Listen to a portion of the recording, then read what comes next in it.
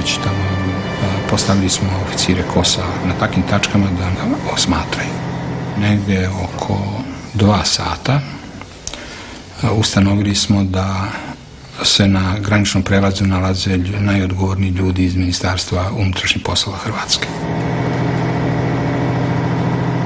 Prva 2 kamiona takvog naoružanja su prešla granicu prema Čakovcu i ona su vrlo brzo raspoređena po našim policijskim stanicama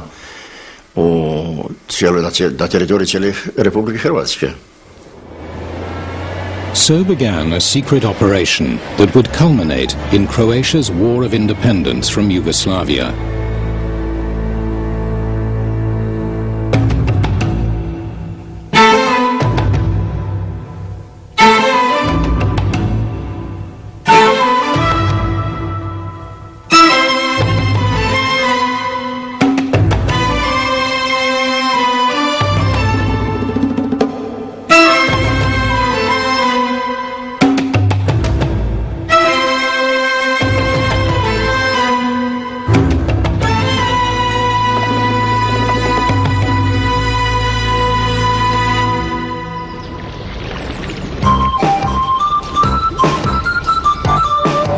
Imagine a country where you can still find ancient towns ruled by a crystal clear sea. Yugoslavia is a country with a long turbulent history. After World War II, it became a socialist federation made up of 6 republics and 2 autonomous regions. It speaks 5 official languages and prays to an Eastern Orthodox, Catholic and Muslim God. This is no imaginary land. This is Yugoslavia. In 1990, the federation of 6 republics that made up Yugoslavia was still united. But with the collapse of communism, the 2 major republics, Serbia and Croatia, fell under the sway of rival nationalisms. Serbia's president, Slobodan Milosevic, had been the first to inflame his people. The Serb threat provoked the people of neighboring Croatia to respond. In their first free elections, they chose the nationalist, Franjo Tuđman, as their president. Danas je Krist triumfalno ušao u Jeruzalem, dočekan i pozdravljen od naroda kao Mesija. I glavni grad Hrvatske danas liči na Jeruzalem. Franjo Tuđman dolazi pred građane. Mislim da je u tom vremenu trebalo daleko više suptilnosti, posebno kad se znalo da smo i one Srbe koji su bili za dogovor, koji su bili za Hrvatsku, dobijali protiv sebe. The bleak land of southern Croatia was home to large numbers of Serbs. It was here that the fuse was lit that would lead the whole of Yugoslavia to ignite.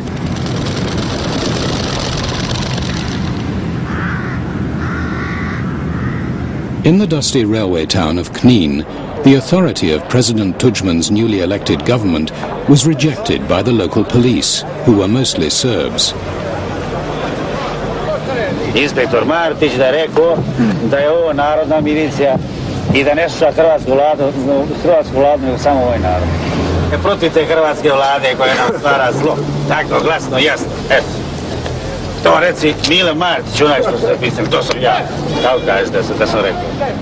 Pa bilo je jasno dato do znanja da milicija u Hrvatskoj, odnosno milicionari srpske nacionalnosti, da će morati da prihvate obilježja, simbole koje su bile za vreme zloglasne NDH države. Serbs had raw memories of the last nationalists to rule Croatia. They were Hitler's allies, and under the checkerboard flag they killed hundreds of thousands of Serbs.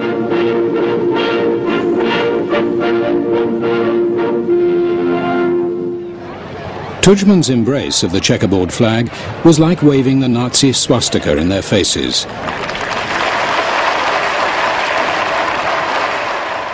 When Tudjman sent his police ministers down to Kanin to deal with the rebel police, the local mayor, a Serb dentist, prepared a reception committee.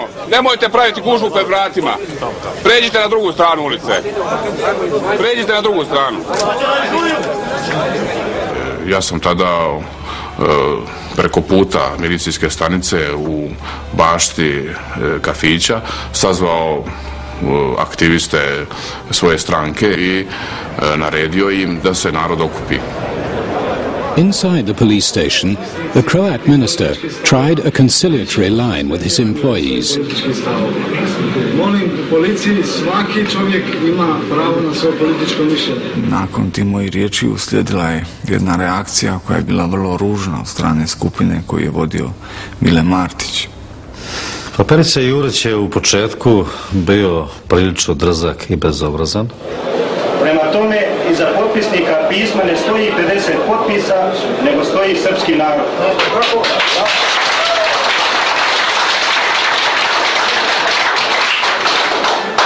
Stoji ovaj narod koji ovdje se okuplja i čeka rezultate ovih razgovora. Tada nisam vidio u životu čovjeka koji se toliko preplašio kao on. Mislim da je u roku pola sata 10 puta odlazio u WC, najvjerovatnije dobio proliv ili nešto slično. A izvana je par tisuća ljudi je na cesti oko zgrade, jel? To je vriska, galama, jel? I veli mi Joža, kaže, Boga li ti tvoga državu im obećaj samo da žive glave izvučemo odavde. Jer je bio ambijent predvješan.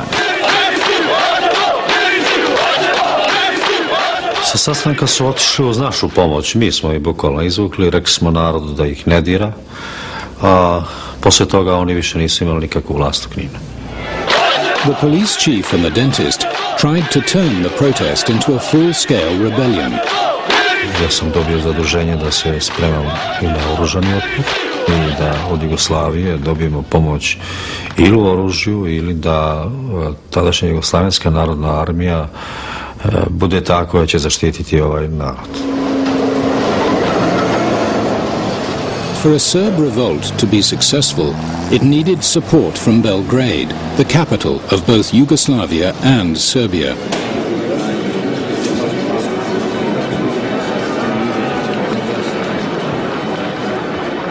The president of Serbia, Slobodan Milosevic, was happy to stoke the flames of unrest in Croatia.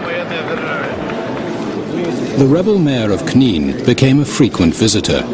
Milosevic turned the request for military support over to his closest colleague.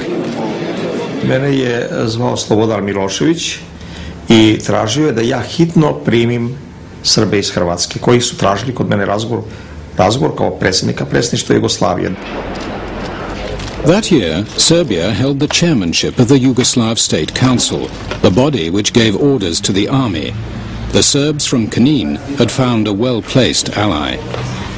Tražili su se nešto uradi jer se približava vreme nezavisne države Hrvatske i čitave politike koju Pavelić vodio prema srpskom narodu, jer je i on počeo od ugrožavanja nacionalnih prava do genocida. Bili su jako uplašeni. The man in charge of law and order in Yugoslavia, another Serb, advised the visitors from Knin on how to run their rebellion. Praviti barikade. I to sam ih učio. I noću da čuvaju stražu. Ko ima šta, ko nema oružje, ima lovačko. Nešto mora da čuje. Znači da se čuva straža, nekoliko meštana, da budu budni stalno, da ne bi upali ustaše. Iako nije bilo konkretnih obećanja od gospodina Jovića, osjećao sam da bi na neki način moglo da nam se pomogne. Armed with more than advice, the Serbs from Knin organized roadblocks. Belgrade television was quick to play on the fears of their Serb brothers in Croatia. 3 sata i 30 minuta. Nalazimo se na poziciji na kojoj stražu čuva.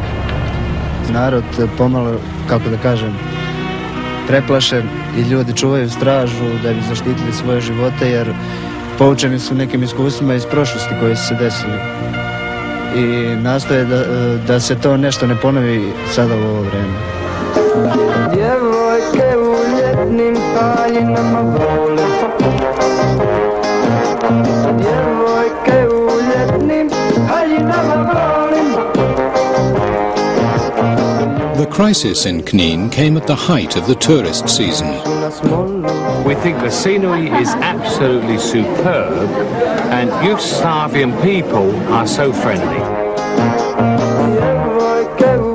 Tourism, a vital source of Croat government revenue, was under threat.